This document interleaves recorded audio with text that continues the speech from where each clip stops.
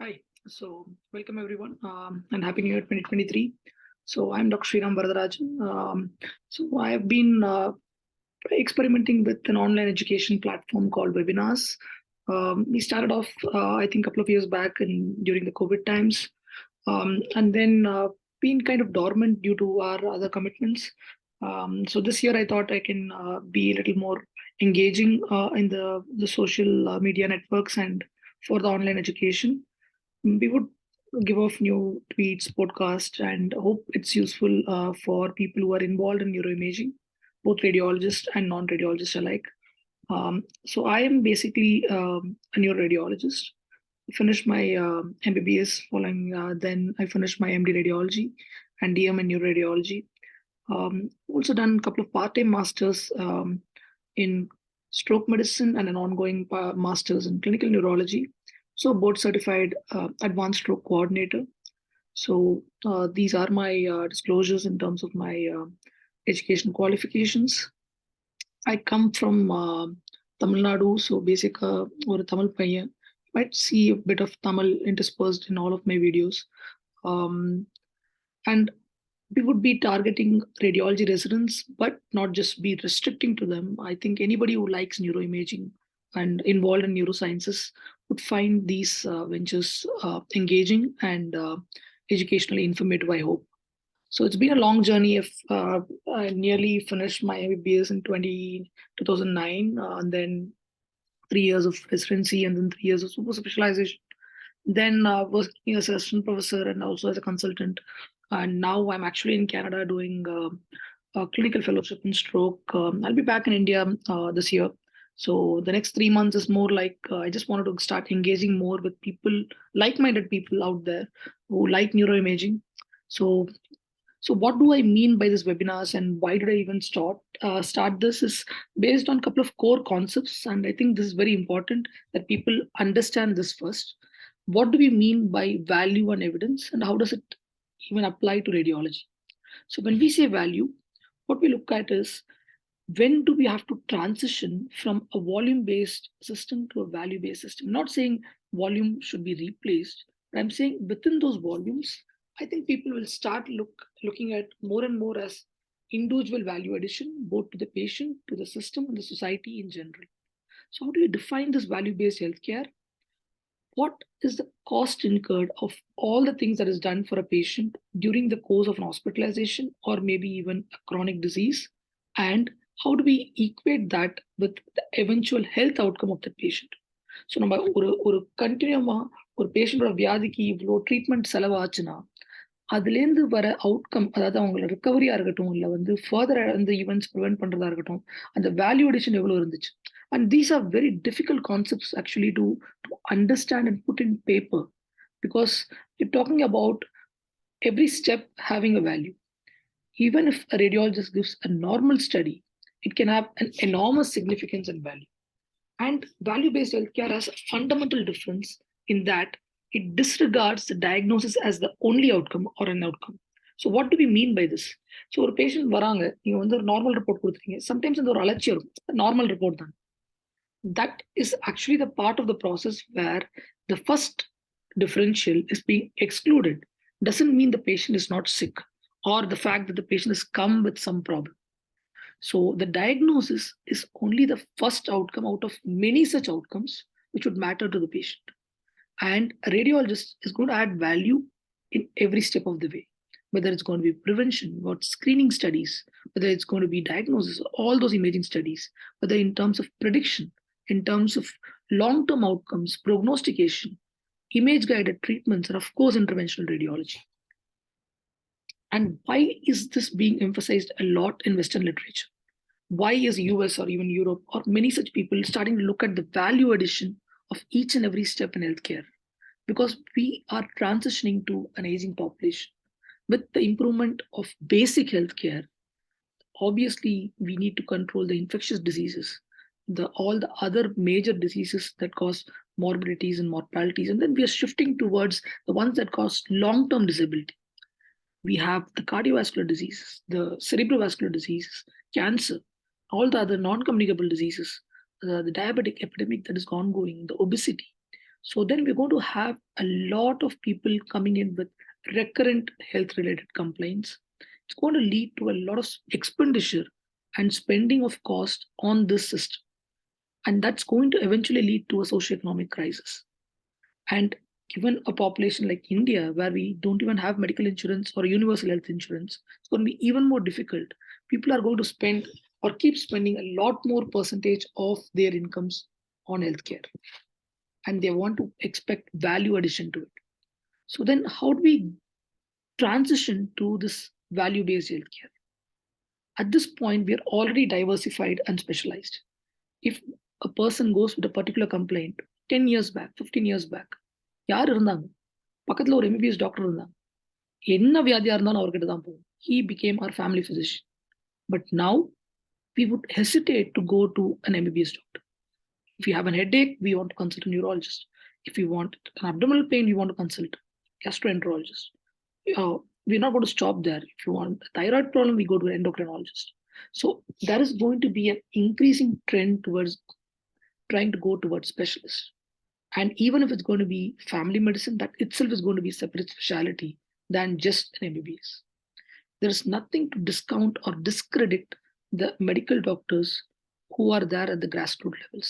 They are the fulcrum. They are our major workforce. Even now in India, many villages don't even have those facilities.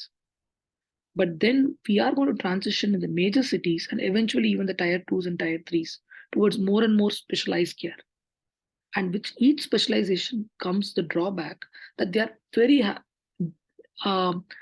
very knowledgeable and in-depth coverage of their particular specialty. But unless we start practicing as a multidisciplinary unit, we are not going to give holistic care to the patient.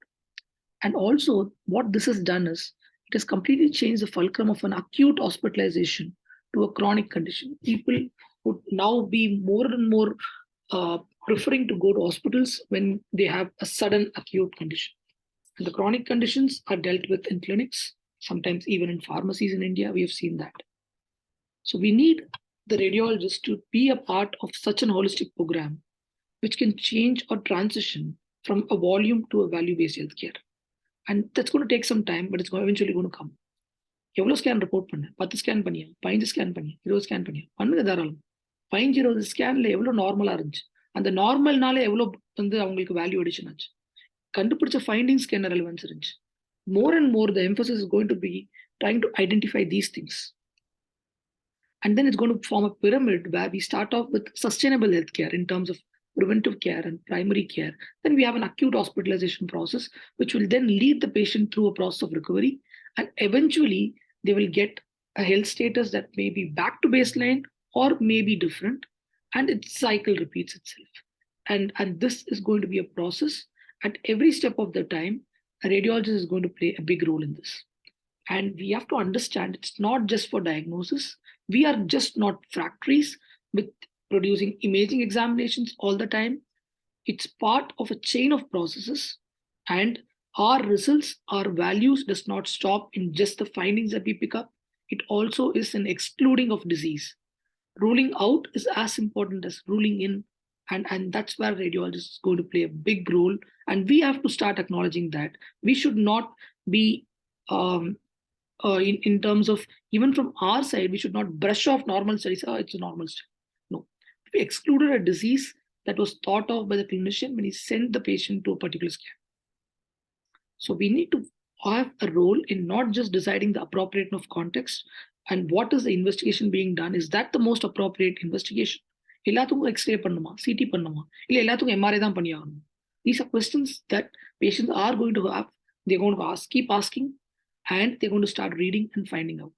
And then how do we then maintain the relationship? Once we give a report, does the clinician understand the language we've spoken? What is the context of a report? How do we maintain relationship with the patients? Do they even recognize who a radiologist is? Do we start issuing video reports? You can make 2-minute videos இன்னைக்கு யார் வேணா video பண்ணலாங்கிற மாதிரி ஆயிடுச்சு. So why can't we make a couple of short impressions about the report and say, this is what your report says? But these are all for the future. But at this point, we need to maintain absolute communication and cordial relationships with the physicians, with the patients, and everybody else associated with our work. And of course, interventional radiology is going to play, it's already playing a big part, but even diagnostics have to be acknowledged and given their due credit. And it starts with just the referral or the appropriate of the context. Is this the most appropriate imaging modality that is required to answer that particular question? If not, do we need to discuss that with the clinician? And what is the perfect stage, or what could be the utopian path? அதாவது இதுதான் ideal அப்படின்னு சொல்ற மாதிரி ஒன்று இருக்கணும் அப்படின்னா நம்ம clinical ரேடியாலஜிஸ்டாக மாறும். கிளினிக்கல் டிசிஷன் சப்போர்ட் சிஸ்டம் சிடிஎஸ்எஸ் அப்படிங்கிற ஒரு சிஸ்டம் யூஎஸ்ல யூரோப் நிறைய இடத்துல இருக்கு. அது வந்து ஒரு ஒரு it's multiple area of people who are working towards a common care team. அந்த டீம்ல the radiologist should be acknowledged as a core key member. cannot be that he is taken for granted as a paraclinical member. So we need to become a part of the CDSs or the clinical decision support systems. It's an ongoing process. Patient முதல்ல வரும்போது their differentials, top differentials will be 1 or 2. They make some appropriate test. Some of this would be imaging, some of them would be biochemistry, some of them would be microbiology. So they are part of the investigations and we are a part of that. And that first imaging may be negative, which means it's a normal. And then we have to get in touch with them and say, what's the next step? Even if this disease is excluded in this scan, is there something else that could be done? Was this the most appropriate study for the question asked? If not, what else could be done? What could be the next step we could help them with? If we find a lymphadenopathy, can we guide them in the most appropriate place in putting in the needle or getting a biopsy done? And if it's going to be a CSF-based decision making, like in neurology, then is there raised ACP features that might preclude a CSF at that point? So every point which doesn't go into the report also adds value, which means these need to be communicated and documented. And somehow we have to measure these unmeasurable, what we call it as the tangible and non-tangible. நம்மளால measure பண்ணக்கூடிய value addition ஒன்று இருக்கு, measure பண்ண முடியாத value additions இருக்கு. அதுக்கு ஒரு marker கொண்டு வரும். And அதை வந்து we have to make sure the healthcare system is aware of that, the management and everybody involved, including the patients. So this is a process, and most important of it obviously is the radiation. Everybody is concerned about radiation, but we have to make them understand the value of a CT scan, the value of doing a contrast study, when to be use a low dose protocols, so on and so forth. And finally, when we give the report, we make sure that there is context to it. We need to understand that the clinicians will not be on the same language as us, and we need to be complete in the context in terms of what was the clinical indication. We need to be clear in what is going to be our impression of the report. If we find 5 findings, what is the most appropriate finding for that indication? What could be associated findings? And what could be the remote or incidental findings? And we have to clarify each of these. And if possible, even have a communication with the clinician and also with the patient if it's possible. And there are lots of literature and contextual report formats available for people who are interested. But we must understand, still we are at the point where if a patient undergoes for a single indication, multiple investigations, like a low backache, we still have so many different findings from the various reports. And none of them, or most of them, do not have a significance in changing their management. So the value addition of those findings rapidly drops. எவ்வளோ லெவல்லையும் disk bulge இருக்கா இல்லையா, எவ்வளோ measurement கொடுக்குறது, it's not required. Eventually it's going to become automated. We should be focusing on the ones that clearly play a role in further management. More than significant level of stenosis, for example, should obviously be mentioned. Moderate degree can be mentioned at all the other levels. At these levels shows moderate, and there are non-stenosis or no significant stenosis found at other levels. Instead of giving at each and every level, this is a simple example that I would suggest. And finally, the relationship that we maintain with the patients.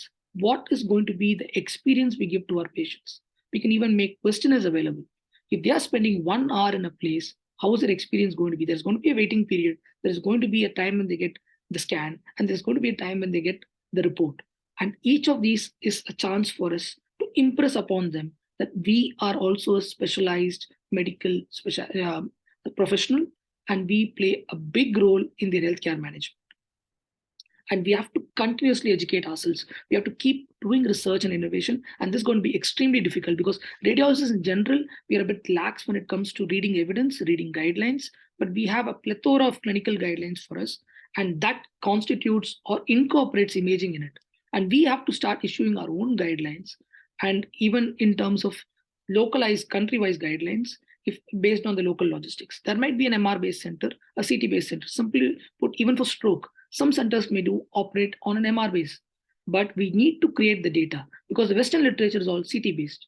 So if we are doing something, we need to look back on it, we need to audit it, gather the data, and then publish, and then form guidelines based on that. People who are really interested in neuroimaging, this is kind of a starting of this series of lectures. Not, I wouldn't call it lectures, it's more of a discussion that is right now unilateral. I hope to become live soon, maybe in 3 or 4 months, and see you all on a common platform for those who are really interested in sharing these thoughts on value and evidence.